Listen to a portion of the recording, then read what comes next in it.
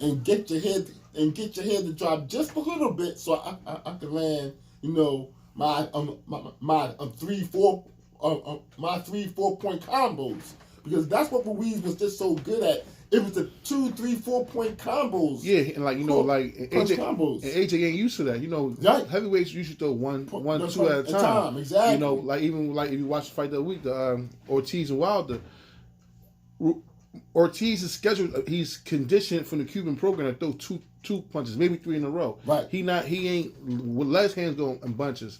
But like Ruiz, he used to let his hands go. He been boxing since he's a kid. Yeah, so Mexican style. Let his hands go. Yeah. And like I said, he gave AJ problems, just the fact that he ain't used to a guy with fast feet, fast hands, let his hands go. And throw multiple shots. But the thing is, what AJ got an advantage too now. He knows what he's up against. He had a full training camp to get himself together, mentally see what he got to do, training camp, partners, get his mind right. And I want you to do me a favor tomorrow, whenever, your little prep for the fight. Watch the first round. Ruiz did nothing. He played the good guy role, held his belts, was nice to him. He played that role. He seen we had the first round. He had high guard. Right. He didn't really do too much. Then he put the little steam. He played the role of a jobber. Right. But then once he got knocked down, it's like a switched with him. Right. And he turned into a killer. Right. And he won't have that advantage. AJ know that he can go to sleep. See, he know a lot's on the line. And we gonna know a lot about AJ character this fight, because he get in the bag. Oh yeah. The purses in this fight are insane. Yeah, he get in the bag. AJ's getting $85 million. That's So that's hype. That might be everything go right. Pay-per-view, because he can get $85 million just from Saudi Arabia.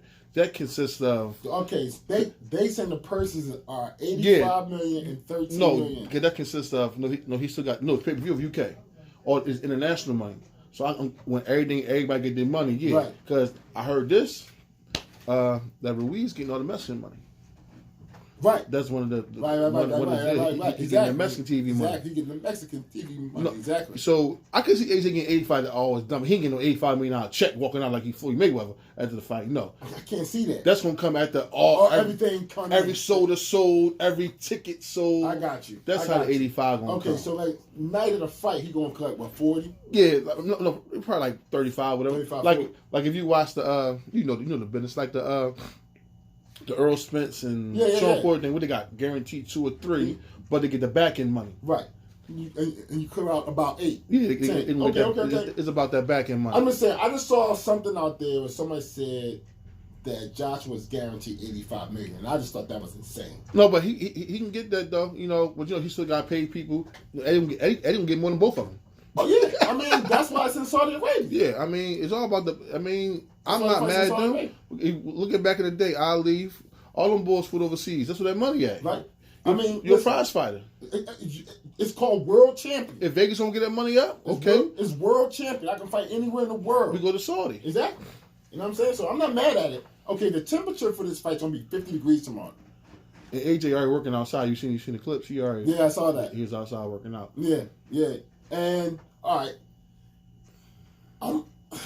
The fight being in Saudi Arabia, just for some reason, I'm cool with it, but it's in the middle of the afternoon, Saturday afternoon. I think they're supposed to be walking out around 11:40 or 12:45 Eastern. Yeah.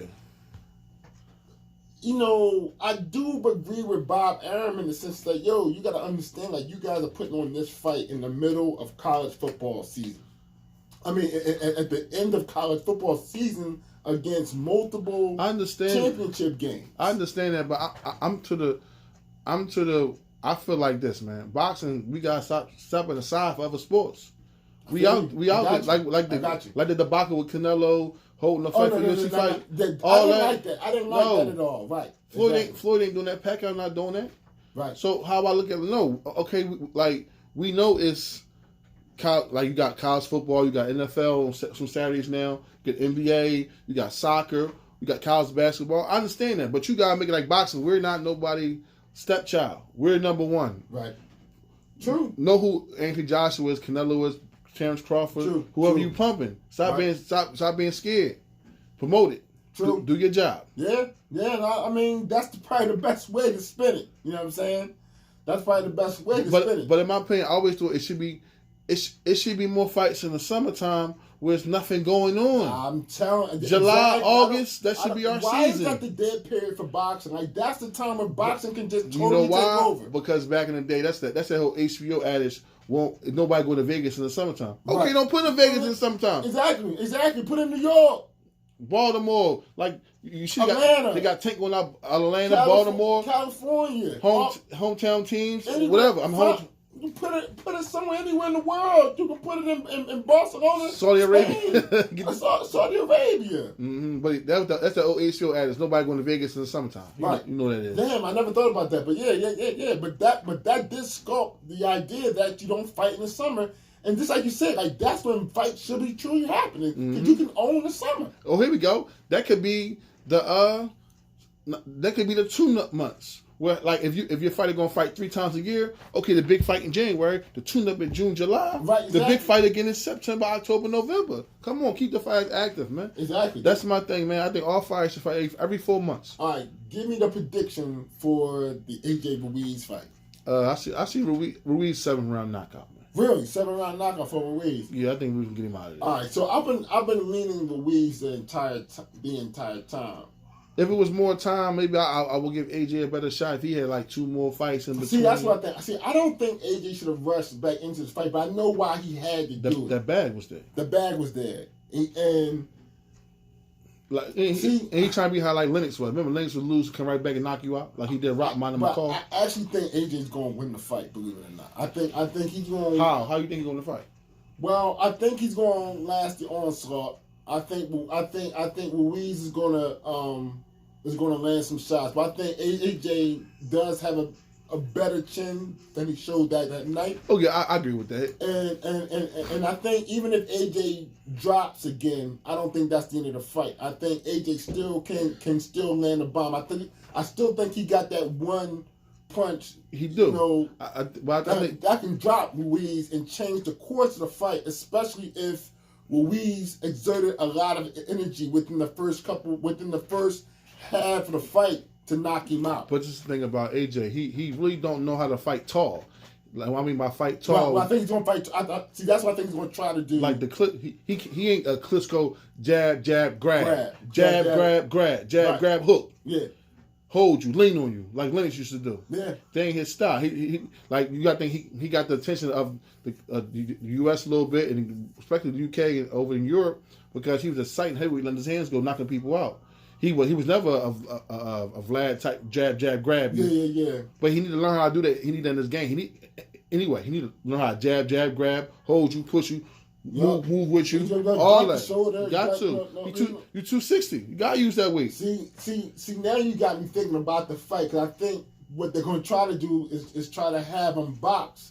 He cannot box Ruiz. And another thing too, if you watch the fight, them body shots you get AJ hurt. No. Them body shots. Hurt AJ. He was throwing a jab to the body too. Great one. Right in the silver puck, like boom, like AJ was just backing up off that joint. I mean, Ruiz got hard hands too. Yeah, I mean, man, I think it's really a toss-up fight. No, Ruiz always been a good fighter. Just he just had. I mean, all right, I'm gonna go with Ruiz.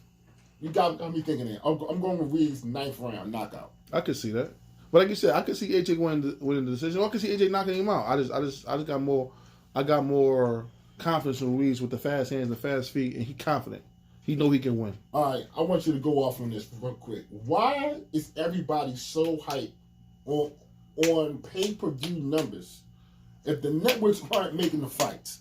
Because these dudes don't really. A lot of these dudes are new fans of the sport, man. Right. In my opinion. True indeed. Like I never got off of worrying about numbers and who signed with who and what manager this and what fans this. Everybody worrying about numbers, you know. And you know me, I'm worrying about the best fighting the best. I don't care about no numbers. Right. I don't care who promote who get that promotion. It shouldn't be about that. It should be about the best fighting the best. But everybody hooked on numbers. Everybody's hooked on numbers, like. But I think Floyd started that. Yeah, Floyd started that. But because he started that. Floyd did make the pay-per-view numbers all about how good you were in boxing. And like we knew that Oscar was a star. We knew that, right? Right. But we didn't know that Oscar was selling a million pay-per-views. We knew he sold pay-per-view. We didn't know the number. Right. Well, Floyd said, no, I did 1.5. Right. He made it known. He the first person to know that, me and Oscar did this, me and Rick Hatton did this, me and Marquez did this, me and whoever have did that. So it was like, well, if you ain't getting that, you're not a star. Right. Exactly. You know, then that's not fair because, let's be real, it's only like what? Even in his heyday, it was 3-4 stars, Floyd, Pacquiao. Yeah. Who else was a pay-per-view star? Cotto's on pay-per-view. I mean, Trinidad for a while. Yeah, Shane was on pay-per-view a little bit with the right dance partner. Yeah. Roy won Roy Jones was the best. Roy won a pay-per-view fighter. Never. A pay-per-view fight. So that means that mean Roy wasn't great. No.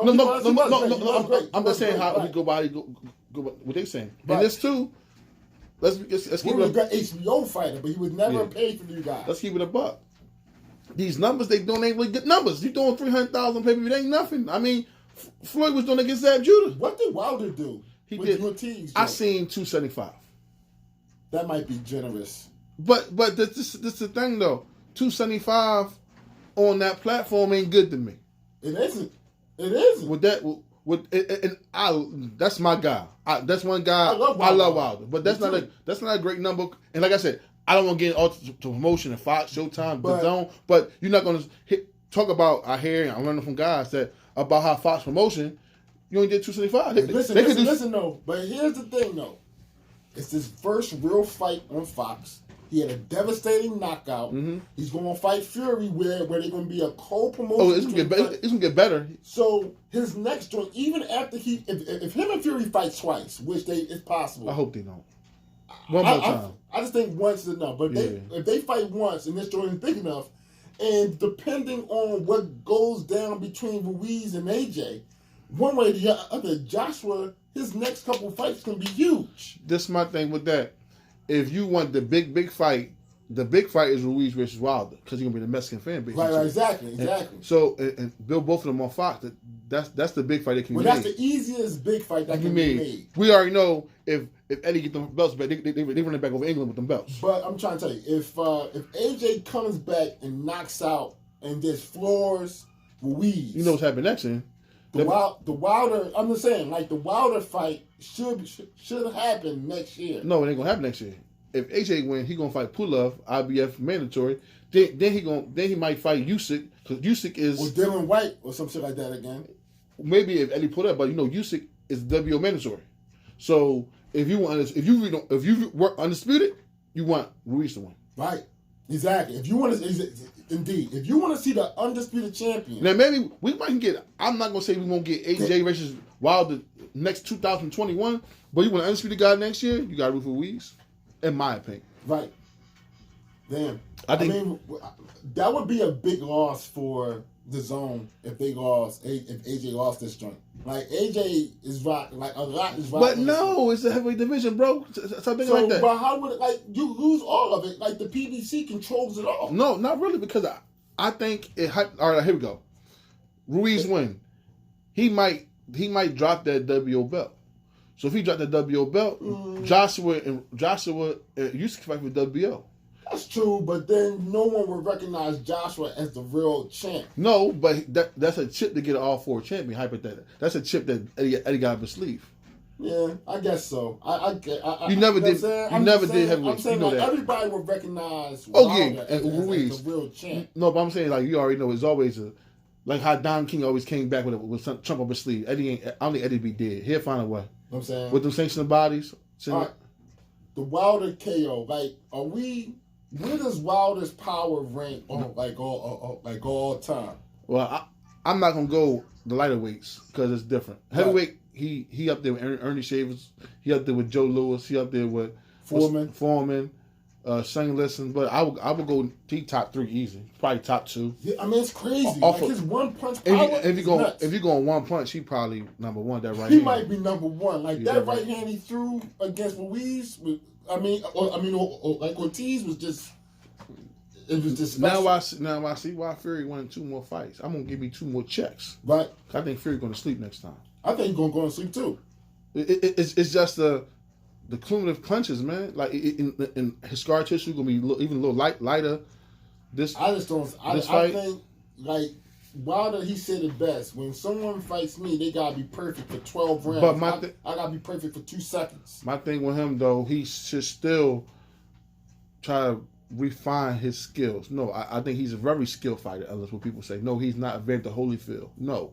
He's not Lennox Lewis, but he's fast. He has a great jab. He has a great right hand. Right. Underrated uppercut. He's a little awkward. But my whole thing is he can't keep getting down in the fight because here we go. You know it. You're going to fight. Here we go. We say he's the best puncher ever, right? So maybe I'm contradicting what somebody to say. He eventually will run into somebody that can take his punch. But then he got no more punches. So it's not going circles. Isn't a guy out there that can take that? But we always say it though. We said about Julian Jackson. We said it about Sonny Liston. We said about Mike. Nobody can take Tyson punches. Listen, he's gonna get old eventually. Well, like Tyson. People start taking Tyson's punches. Julian Jackson go to the top punches. Eventually, for one guy to say, "I ain't going nowhere tonight," and that's when it's gonna be a tough I ain't going nowhere. But you know what it might be? It might be when he out of his prime. In like 4 or 5 years from now. That's what I'm saying. And he slow down so like the guy can see the punches coming more slower. Right. They probably here we go. The guy to beat Wilder probably a prospect. Wilder said he only got like 5 more years in the game. He just want to clear out the division. Yeah, so the kid gonna beat Wilder. And I just want to be chilling. I want like 7, 8 more fights and I'm done. Yeah, the kid to beat Wilder probably amateur somewhere. He probably ain't even a pro yet. He's not even a pro yet. Yo, man, I wanna thank you again, man, for blessing the show, man. Your words, your wisdom, man. You always come through, man. Yeah, man. Like I said, man, check me out, man. TY Philly 83 on Twitter all day, and keep it 100 boxing, man. I'm on YouTube, on Instagram, man. Subscribe, show me love. Keep it 100 boxing on Instagram and YouTube, man. Show me love. And it's the it's the realest boxing segment you're gonna get, yo. Like someone who actually speaks boxing straight from the heart. You know what I'm saying? It's really important. If you a junkie just like us on like the boxing tip, you're gonna love his podcast. You're gonna love his, you know, man. I don't know how your schedule is, man. For the end of the year, man. You know, we got the Charlo fight coming up. We got the Buff Crawford fight coming up. Yeah, I mean the Bud joint is next week. Yeah, man. So let's let me know. Let's do it again. Yo, 2. We did it again. This is the Blitzman Podcast, Glocawear Radio. We go wait. But I want some people stay in the building. I'm gonna give a shout out to my main guy, Ty. Keep it 100 boxing. A shout out to my main guy, Adam Stanko, Pac-12 Network, Ejecting the Screen Podcast. And how can I forget the undefeated OJ Philly, OJ Spivey. Yo, I got 2 things to say. You got to hustle hard or hustle your ass home. This is the Blitzman Podcast, Glocawear Radio. We go wait. We got to whistle. This is Fly Sports Talk, not Dry Sports Talk. You heard? See you next week.